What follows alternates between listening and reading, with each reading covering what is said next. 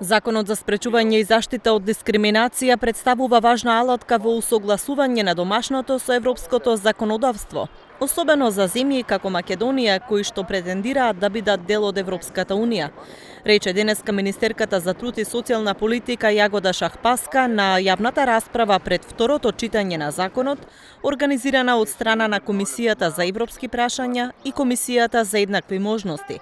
Ова говори за еден демократски исчекор во работата на парламентот. Меѓутоа, она што представува наша обврска денес на оваа јавна расправа е да го отвориме прашањето за усвојување на законот за превенција и заштита од дискриминација.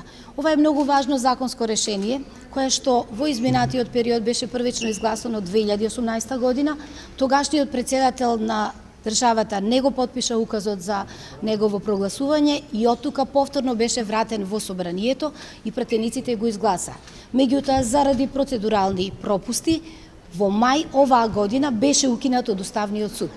Таа потенцираше дека периодот назад бил вакуум кога граѓаните немаат каде да ги адресираат своите проблеми. Законот за заштита и спречување на дискриминација представува многу значаен закон кој што е предуслов за отварање на нашата европска перспектива.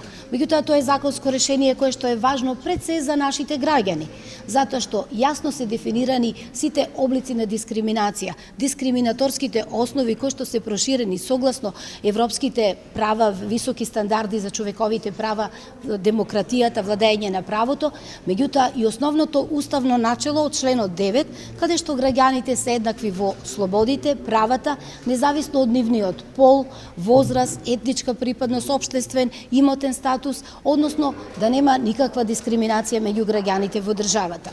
Министерката Шахпаска посочи дека овој закон регулира и избор на комисија за спречување и заштита од дискриминација, која е независно тело составено од 7 професионалци со 7-годишно искуство од областа на човековите права и 5 години во делот еднаквост и недискриминација.